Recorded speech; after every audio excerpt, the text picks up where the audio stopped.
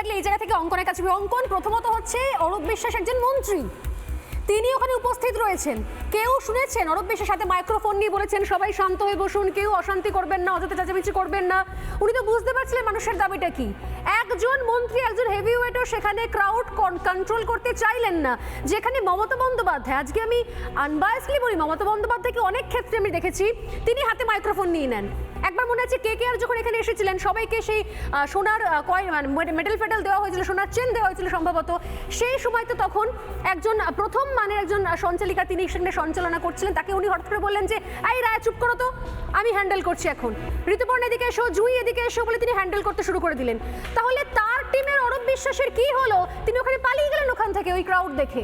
আমি আবারও একটাই কথা বলছি, অঙ্কনের কাছে আসছি। অঙ্কন, আসলে এই ভাঙচুর গন্ডগোলগুলো করার নেপথ্যে কি এরপর অন্য কোনো জিনিসও ভাবছে তৃণমূল কংগ্রেস, যে এবার রিনোভেশন হবে, খতিয়ান দেওয়া হবে, আর তারপর সেখান থেকেও টেন্ডার থেকে আরও কিছু পয়সা ভোটের বাজারে লুটে নেওয়া হবে? এক সেকেন্ড সুদীপ্ত সেন হিসেবে শতদ্রু দত্তকে পাওয়া গেছে, তাকে মুরগি করা গেছে, এবং সেকেন্ড হচ্ছে এবার রিনোভেশনের নাম করে টেন্ডার ডেকে আরও কিছু দুর্নীতি, আরও কিছু টাকা এদিক ওদিক করে নেওয়া। ইলেকশনের আগে একটু ফান্ডে ক্রাইসিস হয়েছিল, অনেক কিছু ক্যাম্প ট্যাম্প বানাতে হয়েছিল, বুথ ফুতে খরচ করতে হয়েছিল, এবার আরও কিছু টাকা তুলে নেওয়া হলো।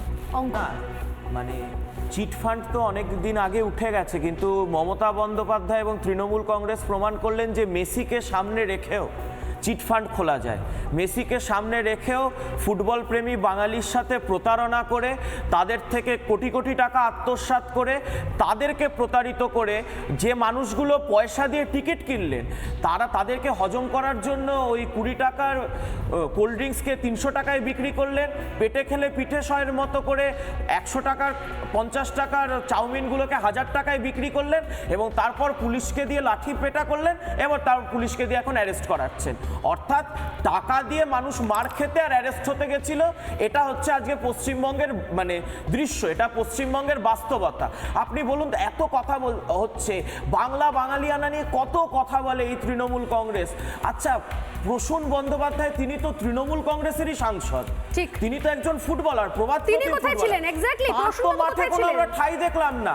শুভশ্রীকে নিয়ে কথা হচ্ছে, শুভশ্রীর ম্যানেজার যিনি রাজদীপ, তিনি থামস আপ সাইন দেখিয়ে ওখানে দাঁড়িয়ে ছবি তুলতে পারছেন, কিন্তু প্রসূন বন্দ্যোপাধ্যায়ের ঠাঁই নেই। আচ্ছা, বাইচুং ভুটিয়া, তৃণমূল যখন তাকে রাজনৈতিকভাবে ব্যবহার করবে, যখন তাকে নির্বাচনের টিকিট দিয়ে পাহাড় জিততে চাইবে, সেই সময় বাইচুং ভুটিয়ার কথা মনে পড়ে। কেন? যে ছেলেটা ইস্টবেঙ্গল মোহনবাগান খেলেছে, সেই ছেলেটাকে কি কলকাতার মাঠে রাখা যেত না? বাদ দিন, আমাদের এই যে সুনীল ছেত্রী, কলকাতার জামাই, কলকাতায় বেড়ে ওঠা, স্কুলে পড়া, তিনিও ইস্টবেঙ্গল মোহনবাগান খেলা, সেই তাকে মনে পড়ছে কার? মুম্বাইয়ের। বাইচুং ভুটিয়াকে তাকেও মুম্বাইয়ের মনে পড়ছে, দিল্লির মনে পড়ছে, কিন্তু বাংলার প্রতিনিধিত্ব করা লোকজনের এদের মনে পড়ছে না। আমি বলছি এরপর আর কোন তারকা আসবে? কে এসে এমন মিসম্যানেজমেন্ট হলো, ওই তারকা মারাই গেলে, মেসি আসার পর এই ধরনের একটা মুখ পুড়লো।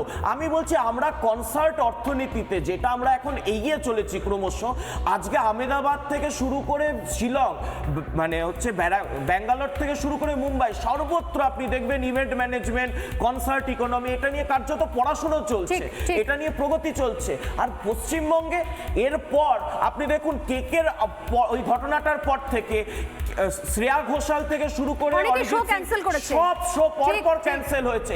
এরপর কোন তারকাই বাংলায় আসবে? অসাধারণ জিনিস, মানে আমাদের ইন্ডাস্ট্রি আসে না চরিত্র, আমাদের অভিনেতা অভিনেত্রীরা আসছেন না, মানে সিঙ্গাররা আসছেন না বা ন্যাশনাল স্তরে, এবার আমাদের ফুটবলাররাও আসবেন না। মানে এই যে এমন একটা পশ্চিমবঙ্গ, এমন একটা কলকাতা আমরা তৈরি করছি, মানুষের কাছে আতঙ্কের জায়গা হচ্ছে যে এখানে মানুষজন, কলকাতার মানুষজন এত হ্যাংলা, কিছু না পাইনি, কিছু দেখতে পেয়ে এমন ঘাড়ের ওপর পড়ে, এবং এত টাকা লুট হয় এখানে, এরপর এখানে মানুষজন কেউ আর আসবে না।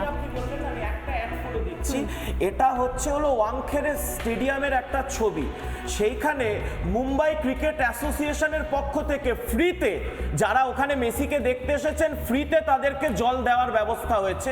আর ভাবুন, একটি বিজেপি শাসিত রাজ্যে ওখানকার মেসি অনুরাগী যারা ঘুরতে এসেছেন তাদেরকে ফ্রিতে জল দেওয়া হচ্ছে, আর বাংলায় 30 লাখ টাকা টেন্ডার দিয়ে, মানে প্রত্যেকটা বোতলকে 300-400 টাকায় বিক্রি করে বাংলার মানুষকে, ফুটবল প্রেমী মানুষকে, যেটাকে আমরা বলি যে কলকাতা কলকাতাকে বেশ। ফুটবলের শহর সেখানে লুট করা হচ্ছে। না, আমি এর জানি থেকে না, দুর্ভাগ্য আর কি হতে পারে? আমি নানা ধরনের কন্টেন্ট দেখার জন্য লাইক করুন, শেয়ার করুন আমাদের ফেসবুক পেজ, সাবস্ক্রাইব করুন আমাদের ইউটিউব চ্যানেল।